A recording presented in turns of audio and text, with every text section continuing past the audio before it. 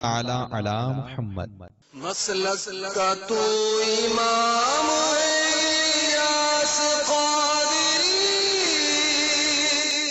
تدبیر تیری تام ہے الیاس قادری، تدبیر تیری تام ہے الیاس قادری، فکری رضا کو کر دیا عالم پہ آشکار۔ الحمدللہ رب العالمین والصلاة والسلام علی سید المرسلین، اما بعد فاعوذ باللہ من الشیطان الرجیم، بسم اللہ الرحمن الرحیم۔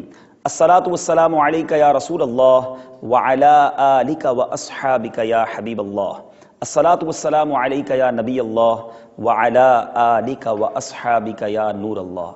میرے پیارے اور محترم اسلامی بھائیوں اور مدنی چینل کے ناظرین، آج ہم آپ سب کے لیے ایک بڑا ہی منفرد اور انوکھا سلسلہ لے کر آ رہے ہیں۔ ہم کیا کرنے جا رہے ہیں؟ الحمدللہ امیر اہل سنت بانی دعوت اسلامی حضرت علامہ مولانا ابو بلال محمد الیاس عطار قادری، جو کروڑوں دلوں کی دھڑکن ہیں، مدنی مذاکروں میں ان سے بہت سارے سوالات کیے جاتے ہیں اور وہ الحمدللہ علم و حکمت سے بھرے مدنی پھول ہم پر نچھاور کیے جاتے ہیں۔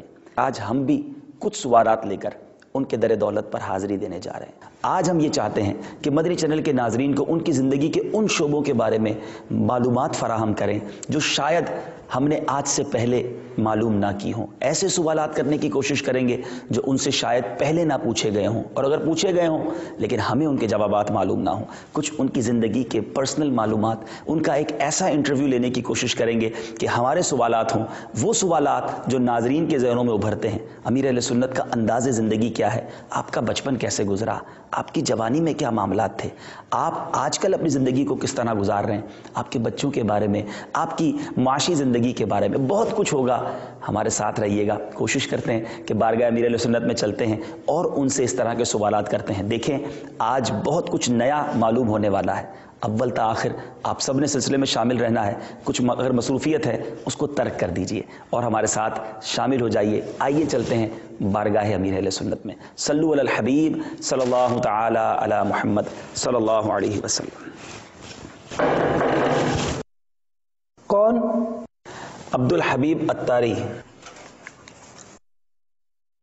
السلام علیکم ورحمۃ اللہ وبرکاتہ۔ کیسے ہیں آپ؟ الحمدللہ الحمدللہ۔ حضور وہ امیر اہل سنت کی بارگاہ میں حاضری دینی تھی، کچھ سوالات کرنے تھے۔ اچھا، آپ اگر اجازت عطا دلوا دیں۔ میں معلوم کرتا ہوں انشاءاللہ انشاءاللہ آپ انشاءاللہ۔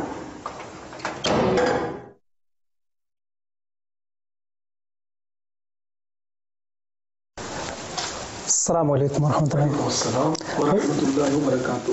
باپا وہ عبدالحبیب بھائی آئے ہوئے آپ سے کچھ سوالات کرنا چاہتے ہیں۔ جسم ما روشن دل ما شاد۔ انشاءاللہ وعلیکم السلام علیکم ورحمۃ اللہ وبرکاتہ۔ ورحمۃ اللہ وبرکاتہ۔ ماشاء اللہ۔ حاجی عبدالحبیب خیریت سے؟ الحمدللہ۔ باپا آپ کیسے ہیں؟ الحمدللہ رب العالمین علی کل حال۔ باپا مدنی چینل کے ناظرین کی دل جوئی کی نیت سے ان کی معلومات میں اضافے کے لیے آپ سے کچھ آپ کی ذاتی زندگی کے متعلق سوالات کرنے ہیں، تو اگر آپ کرم فرما دیں۔ لبیک۔ مرحبا، ماشاء اللہ۔ اللہ تبارک و تعالیٰ کا احسان ہے، کروڑا کروڑ شکر کہ ہمیں اس سلسلے میں امیر اہل سنت کی صحبت بابرکت کے خوب فیوز اٹھانے کو ملیں گے۔ آپ کی بھی مسرت قیاس کر سکتا ہوں میں کہ انشاءاللہ تعالیٰ عز و جل دیدنی ہوگی، اور اچھی نیتیں کر لیجئے۔ ابھی جب میں ریکارڈنگ کے لیے بیٹھا تو الحمدللہ شیخ طریقت امیر اہل سنت نے فوراً ہی توجہ دلائی کہ اگر نیتیں نہیں کی ہیں تو اچھی نیتیں کر لیجئے، اور ایک دم گویا کے ذہن میں ایک بلب روشن ہو گیا۔ تو جیسا میرے ذہن میں بلب روشن ہوا ہے تو میں چاہوں گا کہ آپ کے ذہن میں بھی بلب روشن ہو جائے۔ اچھی نیتیں جمع کر لیجئے کہ انشاءاللہ تعالیٰ عز و جل بزرگان دین جو ہوتے ہیں، اسلاف کرام کے بھی ہم نے واقعات دیکھے ہیں کہ وہ اپنے بزرگوں کے واقعات جاننے کے بہت شائق رہتے تھے، شوق رکھتے تھے، اور پھر وہ واقعات سے جو مدنی پھول ان کو ملتے تھے وہ ان کو عمل پر اور نیکیوں پر ابھارتے تھے، اور وہ عمل بھی کیا کرتے تھے۔ تو انشاءاللہ ہمارے امیر اہل سنت سے ہم واقعات سنیں گے، ان کی جو لائف ہسٹری ہے، جو ان کی اسٹرگل ہے، اس میں دکھی لوگوں کے لیے، معاشرے کے پسے ہوئے لوگوں کے لیے، جو بڑے بڑے کام کرنا چاہتے ہیں، بڑے مقاصد پیش نظر رکھتے ہیں، اسٹرگل کرنا چاہتے ہیں، ان لوگوں کے لیے بے شمار مدنی پھول ہیں انشاءاللہ تعالی عز و جل۔ ہم یہ سنیں گے، ہمارے دل میں جذبہ پیدا ہوگا، اور انشاءاللہ تعالی خوب اچھے اچھے کام کریں گے، ہمت پکڑیں گے انشاءاللہ تعالی عز و جل۔ اور بھی اچھی اچھی نیتیں آپ جمع کر لیجئے۔ الحمدللہ بڑی سعادت ہے کہ یہاں آپ کے ساتھ مجھے، میں تو یہی کہوں گا کہ بیٹھنے بات کرنے کا شرف مل رہا ہے۔ تو اگر آپ اجازت دیں تو کچھ سوالات کا سلسلہ شروع کریں۔ جیسے ہم اس سلسلے میں آپ کی خدمت میں سوال عرض کیے جاتے ہیں، اور آپ ماشاءاللہ حکمت بھرے اور مدنی پھولوں سے مالا مال لبریز جوابات عطا فرماتے ہیں، اور ہم محسوس کرتے ہیں کہ انشاءاللہ تعالیٰ بہت زیادہ دریچے کھلتے ہیں، ذہن کے دروازے وہ کھل جاتے ہیں، اور ان سمتوں میں توجہ جاتی ہے کہ جس طرح ہماری پہلے توجہ نہیں ہوتی۔ باپا اگر آپ اجازت دیں تو۔ لبیک۔ ماشاءاللہ ماشاءاللہ۔ آپ کا نام کس نے رکھا تھا؟ مجھے اس کا علم نہیں، البتہ میں نے اپنا نام بعد میں اس طرح رکھا حصول برکت کے لیے، کیونکہ وہ حدیثیں پڑھی نا تو سرکار صلی اللہ تعالی علیہ وآلہ وسلم کے نام اقدس سے برکت کے لیے تعظیم کرتے ہوئے جو اپنا نام محمد یا احمد رکھے، اس پر، اس کے رکھنے والے پر وہ جہنم حرام ہو جاتی ہے، اور اس طرح کے فضائل ہیں کچھ۔ ٹھیک ہے، تو میں نے الحمدللہ خود اپنا نام محمد رکھا، سبحان اللہ۔ تو پکارنے کے لیے الیاس، ویسے نام میرا الیاس ہے، ٹھیک ہے، تو اس کو میں نے یوں ذہن بنا لیا کہ میرا پکارنے والا نام الیاس اور اصل نام محمد۔ تو کیا اپنا نام خود بھی رکھ سکتے ہیں؟ کوئی ممانعت تو نہیں پڑی اس کی۔ اچھا، اب حضور بچپن ظاہر ہے پیدائش ہوئی، جب ہوش سنبھالا تو کچھ اس وقت کے حالات، کیسا گھر کا ماحول تھا، کیسا آپ نے وہ بچپن گزارا، اس بارے میں کچھ ارشاد فرمائیں۔ جب میں بہت چھوٹا تھا تو والد صاحب حج کے لیے گئے، تو والد صاحب کو ہم چھوڑنے گئے تھے ایئرپورٹ پر۔ آج کل جس طرح بس کے ارد گرد کھڑے ہوتے ہیں نا، پہلے ہوائی جہاز کے گرد کھڑے ہوتے تھے، اچھا، اس طرح چھوڑنے آتے تھے۔ دہشت گردی کا کوئی تصور تو تھا نہیں، صحیح، تو ہم چھوڑنے گئے تھے ہوائی جہاز کے قریب۔ اتنا یاد پڑتا ہے، بخار تھا مجھے، لال شال میں لپیٹا گیا تھا مجھے، میری عمر 1.5-2 سال بمشکل، اچھا، نہ سمجھتا میں۔ پھر یہ شال مجھے گلابی رنگ کی شال تھی، وہ نظر آتی رہتی تھی بعد میں، تو وہ یاد رہتی تھی کہ یہ وہی شال ہے۔ پھر والد صاحب آئے نہیں، یہ مجھے پھر کچھ پتا نہیں، اللہ، پھر ہوش سنبھالا تو پتا چلا کہ والد صاحب فوت ہو چکے۔ اچھا، تو وہیں فوت ہو گئے یا پاکستان؟ میرے والد صاحب، ہاں، وہاں اصل لو بہت چلی تھی اس سال، جی، اور کافی اموات ہوئی تھی، اچھا، تو والد صاحب کو بھی لو لگ گئی اور لاپتہ ہو گئے۔ اچھا، تو ان کے ساتھ جو قافلے میں تھے کچھ ان کے دوست احباب، انہوں نے ڈھونڈا، تو میرے والد صاحب کے ایک دوست جو حج میں تھے، جی، انہوں نے مجھے چند سال پہلے بتایا تھا کہ ہم کو مل نہیں رہے تھے والد صاحب، تو ہم نے ان دنوں شہر بے شہر اہل سنت اعلیٰ حضرت کے خلیفہ حضرت مولانا حشمت علی خان علیہ رحمت الحنان جی، بھی حج پر تھے، تو ہم ان کی خدمت میں حاضر ہوئے اور کہا کہ عبد الرحمن بھائی مل نہیں رہے، تو میرے والد کا نام عبد الرحمن تھا، ماشاء اللہ، ماشاء تو انہوں نے کہا انشاءاللہ مل جائیں گے آپ کو۔ جی، تو واقعی ہم کو وہ مل گئے، اور جدہ ہسپتال میں وہ پڑے تھے، جی، اور حالت ان کی یعنی کہ سیریس تھی۔ جی، پھر ان کا وصال ہو گیا جدہ شریف میں۔ اچھا، وہ ان کے دوست جو کہہ رہے تھے والد صاحب کے مجھے کہ ہم کو پھر افسوس ہوا کہ ہم نے ایک عالم دین اور اللہ کے نیک بندے اور اعلیٰ حضرت کے خلیفہ کو یہ کام مل جائے، تو مل جائیں گے انشاءاللہ۔ اگر ہم یہ کہتے ہیں کہ یہ ہم کو سلامتی کے ساتھ ملیں اور ساتھ اپنے بچوں کے پاس واپس چلیں، تو وہ دعا بھی قبول ہو جاتی، ان کا کہنا پورا ہو جاتا، اللہ اللہ اللہ، لیکن بہرحال وہ قلم چل چکا تھا۔ صحیح، تو وہی والد صاحب کا والد صاحب وہی فوت ہوئے جدہ شریف میں۔ تو یعنی آپ کو والد صاحب کے بارے میں تو کچھ اتنی معلومات آپ نے تو نہیں دیکھی ہوں گی، لیکن کچھ معلومات تو کی ہوگی، کیسی شخصیت تھے وہ؟ میرے والد صاحب کی پوری داڑھی تھی اچھا، ماشاء اللہ، ان دنوں بھی، اور ہمارے ایک پڑوسی، جی، نے جو والد صاحب کو جنہوں نے دیکھا تھا ہمارے گاؤں کے ہی ہیں، انہوں نے مجھے بتایا کہ تمہارے والد صاحب نگاہیں نیچے رکھ کر چلتے تھے، اچھا سبحان اللہ، اور بات بات پر ایک بات پر وہ حدیث سناتے تھے. سبحان اللہ سبحان اللہ، یعنی بہت ہی یعنی کہ علم دوست تھے گویا. ماشاء اللہ ماشاء اللہ. اور گھر میں ہماری گھر والوں کا کہنا ہے، بہنوں وغیرہ کا، کہ والد صاحب بہت سادہ تھے، سیدھے شریف، اور ان سے لوگوں نے پھسلا کر ان کے بعد جو بھی رقمیں ہوتی تھی نا وہ لے لیتے تھے. اچھا، قرض کے نام پر پھر دیتے نہیں تھے. تو یوں والد صاحب نے پیسے سب لٹا دیے اپنے. اللہ. تو کچھ بینک بیلنس، کچھ وراثت زیادہ بڑی نہیں چھوڑی آپ لوگوں کے لیے؟ بس کوئی چھوڑا نہیں، کچھ یوں کہہ سکتے ہیں. ایک پلاٹ چھوڑا تھا، اچھا آدم جی نگر باب المدینہ.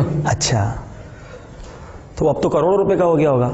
وہ تو زمانہ ہو گیا، مطلب وہ دعوت اسلامی سے بھی پہلے اس کو میرے مرحوم بھائی جو تھے انہوں نے بیچا.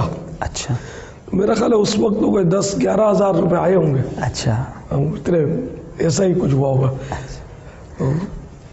پھر یہ ہم لوگوں کا تھا وہ سب کا مل کر، ٹھیک ہے، تو یہ بیچا تھا. بابا یہ ارشاد فرمائیے کہ وہ بچپن کے حوالے سے عرض کروں گا کہ آپ کو بچپن میں خرچی کتنی ملی تھی؟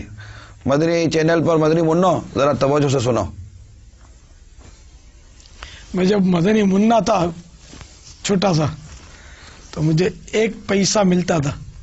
1 روپے میں 16 آنے ہوتے تھے، 1 آنے میں 4 پیسے. 1 روپے میں 16 آنے، 16 آنے، اور 1 آنے کے 4 پیسے، تو 1 روپے کے 64 پیسے ہوتے تھے. یہ اب 1 روپے کے 100 پیسے ہوئے، لیکن ہمارے اس دور میں بچپن میں 1 روپے کے 64 پیسے تھے. یہ یاد رکھنا مدنی منا. تو 1 پیسہ ملتا تھا، اور کبھی کبھار کہیں سے 1 پیسہ کسی دن مجھے حاصل ہو جاتا تو میں اس کو خرچ کرتا اور اپنی ماں سے کہتا کہ ماں اب پیسہ نہیں دینا، میرے کو پیسہ مل گیا ہے، میں نے میرے کو خرچی ہو گئی ہے میری. یعنی اتنی بول پن تھا کہ 1 پیسہ ملا وہ بھی رکھ لیتا، امی سے بھی میں چھاپ لیتا جیسے آج کل بچے کرتے ہوں گے. تو اتنی چالاکی نہیں تھی. اچھا، پھر ہماری والدہ جو تھی انہوں نے بہرحال یہ ذہن دیا ہوا تھا کہ دیکھو بیٹا نار بیٹا کوئی سون جو ڈگلو کرے تابن جو بھروسہ نہ کروں جو بیٹے ونو نہ، دیکھو سونے کا ڈھیر بھی تم کو دکھائے نا تو اس کے ساتھ نہیں جانا کبھی، کوئی تمہیں کہیں اٹھا نہ جائے. تو یہ ڈراتی رہتی تھی، اس لیے میں اتنا مطلب محتاط تھا اس معاملے میں، جیسا ڈرتا تھا. اور کچھ قدرتی طور پہ حیا بہت تھی میرے میں. حیا اور غیرت کا عالم یہ تھا کہ کبھی کوئی میرے کو پیسے دیتا نا تو میں پکڑتا نہیں، میں نہیں لوں گا، میں نہیں لیتا تھا پیسے. یہ بہت عجیب و غریب بات ہے. یہاں یہ دیکھا یہ گیا ہے کہ اگر کوئی بچہ لے کر آئے نا اور ہم اس کو بلائے تو آتا نہیں ہے، اس کو پیار کرے تو ملتا نہیں ہے، اگر جیب سے کوئی عیدی نکال کے دے نا تو پٹ کر کے لے لیتا ہے. یہ تھوڑا سا وہ نظر آ رہا ہے کہ آپ جو اپنے واقعات بیان کر رہے ہیں فی زمانہ اس کا کوئی تھوڑا سا مطلب مختلف ہے کہ وہ زمانے میں بھی ایسا ہی تھا.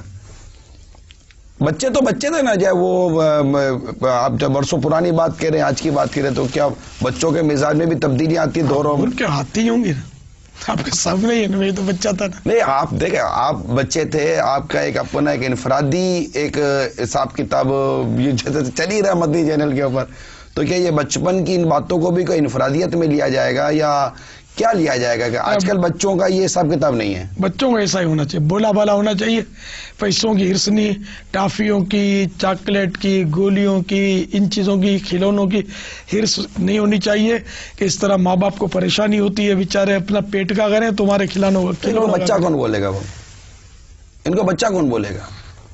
مجھے بھی بچہ بولتے ہی تھے نا. اچھا، آپ نے بھی سنا کہ ایک پیسہ آپ کے والد صاحب کو ملتا تھا، آپ کو کیا لگتا تھا بچپن میں آپ کی کیا پوزیشن تھی؟ نہیں، اس وقت مجھے جو وہ گھر میں کوئی خرچی وغیرہ ہم پر پابندی تھی. اول تو یہ کہ ہم پر گھر سے نکلنے پر ہی پابندی تھی، سختی تھی کہ وہ نماز کے لیے جانا ہے، 1-2 منٹ آگے پیچھے تو سوال ہوتا تھا کہ اتنی تاخیر کیوں ہوئی.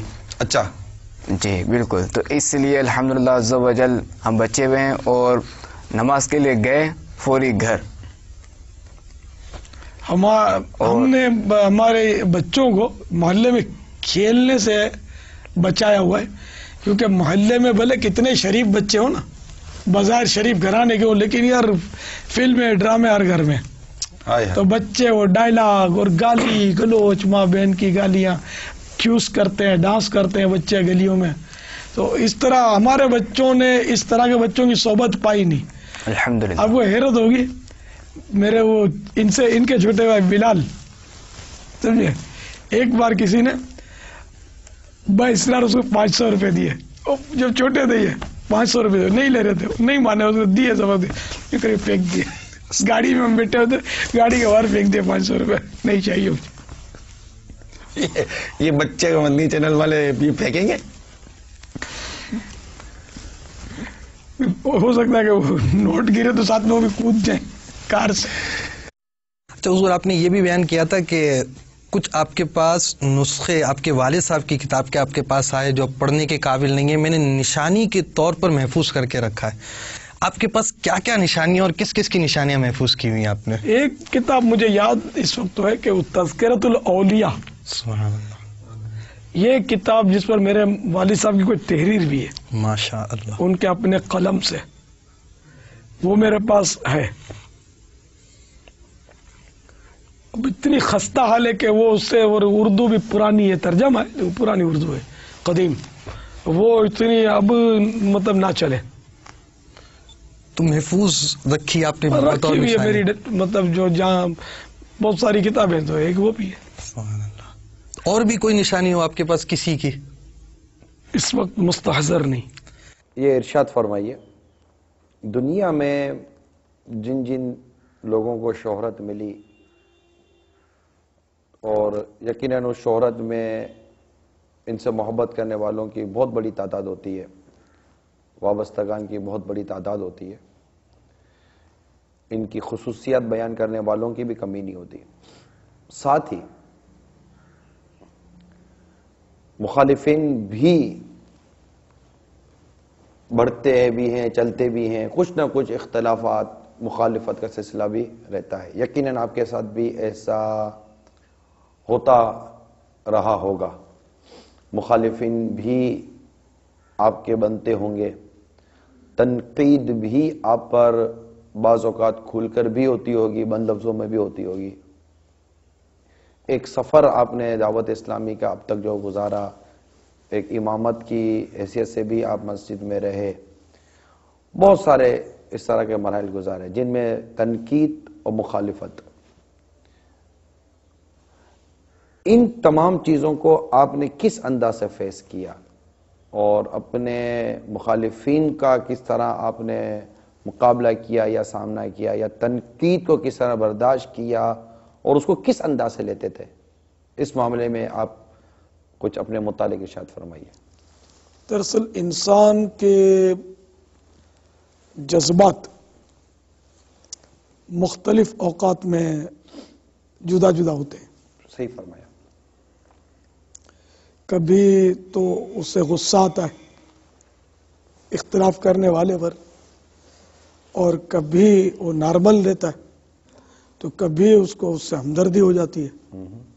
تو ظاہر ہے کہ میں بھی عوارض بشریت سے خالی نہیں. بے شک.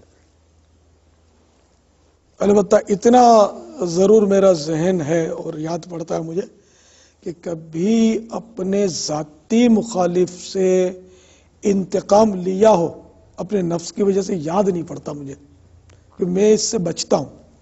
اور میرا عجیب و غریب ذہن ہے اس معاملے میں کہ جیسے جب کوئی میرے خلاف بولتا ہے نا، یا کوئی خبر دیتا ہے کہ وہ تمہارے خلاف زہر اگل رہا تھا، فلاں کر رہا تھا، یہ کر رہا تھا، تو بس میرے اوپر اللہ بیچارے کی مغفرت فرمائے، اللہ تعالیٰ اس کو غریق رحمت فرمائے کہ اس کو سمجھ نہیں ہے کہ یہ میری مخالفت کر کے کیوں ایک دین کا کام کرنے والی تحریک کے لیے نقصان کا باعث بن رہا ہے. بیچارہ آخرت میں کیا جواب دے گا؟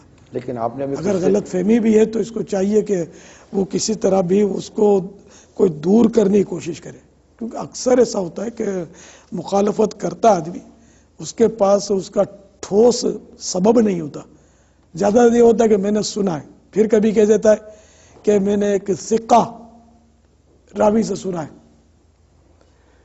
تو وہ ثقہ یعنی قابل اعتماد. اچھا، پھر ان کا قابل اعتماد راوی کے لیے بھی قابل اعتماد ہونا، یہ خود بیچارہ ایسا کرنے والا قابل اعتماد نہیں ہوتا، اب اس کے قابل اعتماد راوی کہاں سے لائے گا؟ وہ اتنی سوچ نہیں ہوتی. تو اس لیے عموماً میرا ذہن یہ ہے کہ میری جو مخالفت کرتے ہیں میں ان کے لیے دعائیں کرتا ہوں.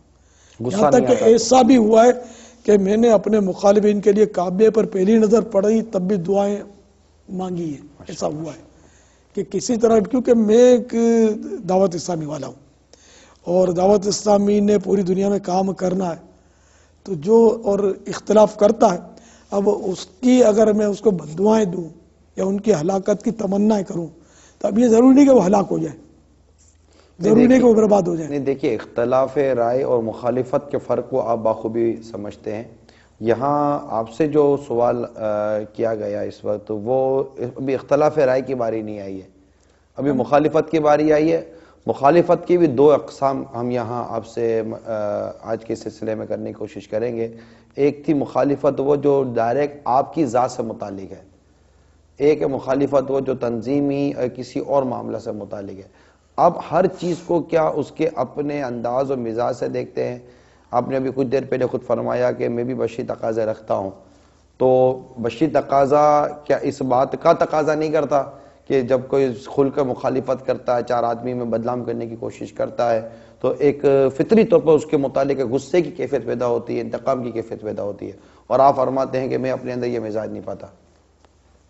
میں کسی سنی سے مطلب جو مخالفت کرتے ہیں نا، تو ان کو میری عادت تو دعائیں دینے کی ہے، بد دعائیں دینے کی نہیں ہے.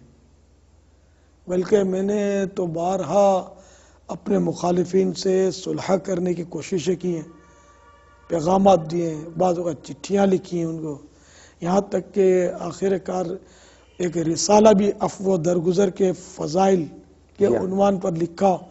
اس میں تمام سنیوں کو دعوت دی کہ آ جاؤ مل کر ہم دین کا کام کرتے ہیں، سب چھوڑو، اختلافات چھوڑو. اپنے جو تھوڑے بہت اختلافات، جیسے مختلف تنظیمیں بنتی رہتی ہیں، مخالفت باز کرتے اس ٹائم ہے، تو میں نے تو عام معافی بھی مانگی ہے، عام معافی کا اعلان بھی کیا ہے جس کو کہتے ہیں نا. تو اس طرح میری کوششیں ہیں اور میری ان کوششوں کی وجہ سے کئی مخالف موافق بن بھی گئے. صلو علی الحبیب صلی اللہ تعالی علی محمد صلی اللہ علیہ وسلم.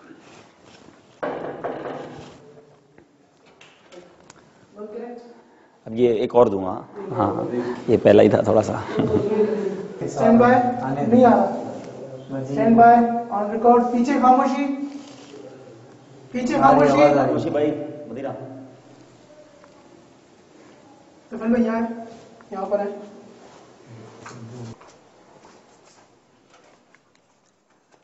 السلام علیکم ورحمۃ اللہ وبرکاتہ. کیسے ہیں طفیل بھائی؟ الحمدللہ الحمدللہ ٹھیک ہے. حضور وہ امیر اہل سنت کی بارگاہ میں حاضری دینی تھی، کچھ سوالات کرنے تھے. اچھا، آپ اگر اجازت عطا دلوا دیں. میں معلوم کرتا ہوں انشاءاللہ انشاءاللہ. السلام علیکم.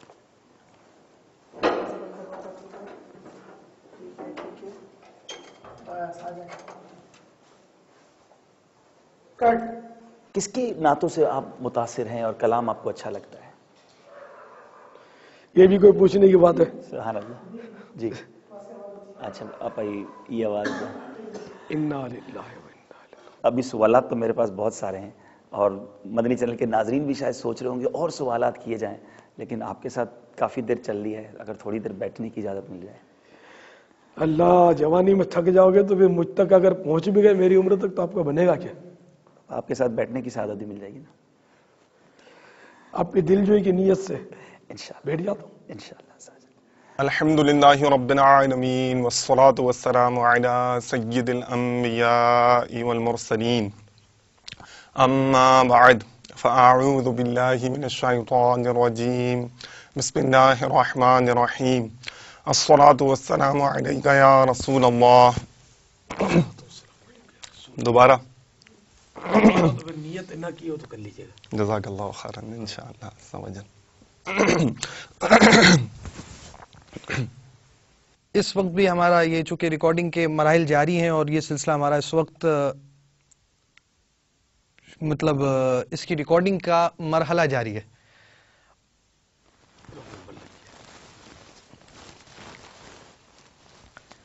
پچھلی اقساط کے اندر آپ سے بہت سے موضوعات کے ساتھ ہم جاری رہے، یہاں تک کہ سرکار اعلیٰ حضرت رضی اللہ تعالیٰ عنہ کا تذکرہ ہوا.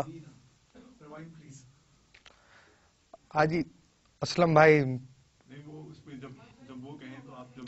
غلطی ہو گئی، میں رجوع کر لیتا ہوں. باپا جان ایک یہ ارشاد فرمائیے کہ بھول گیا، بہت دو امپورٹنٹ کوشچن تھے نکل گئے. ابھی آئے تھے پاپا آپ کی باتیں سن کر. کوئی ایک لفظ بھی لکھ لیتے نا بازو کا تو پورا یاد آ جاتا ہے اس کا مین لفظ. درود شریف پڑھیے. درود شریف. باپا اگر بھول جائیں، دو بہت امپورٹنٹ کوشچن ذہن میں بھی اچانک آئے تھے اور وہ ذہن سے نکل گئے. روایت تو یہ کہ درود شریف پڑھنے سے بھولی ہوئی بات یاد آتی ہے. سبحان اللہ. صلو علی الحبیب صلی اللہ تعالی علی محمد وعلی آلہ وصحبہ وبارک وسلم. مدنی چینل کے ناظرین، آپ نے سلسلہ امیر اہل سنت کی کہانی انہی کی زبانی کی کچھ جھلکیاں ملاحظہ فرمائیں. یہ سلسلہ کچھ ہی عرصے میں باقاعدہ ہر اتوار رات 8:30 بجے مدنی چینل پر نشر کیا جائے گا انشاءاللہ عز وجل. صلو علی الحبیب صلی اللہ تعالی علی محمد صلی اللہ تعالی علیہ وسلم. مسلک کا تو امام ہے یاس قادری، تدبیر تیری تام ہے الیاس قادری، تدبیر تیری تام ہے الیاس قادری. فکر رضا کو کر دیا عالم پہ آشکار.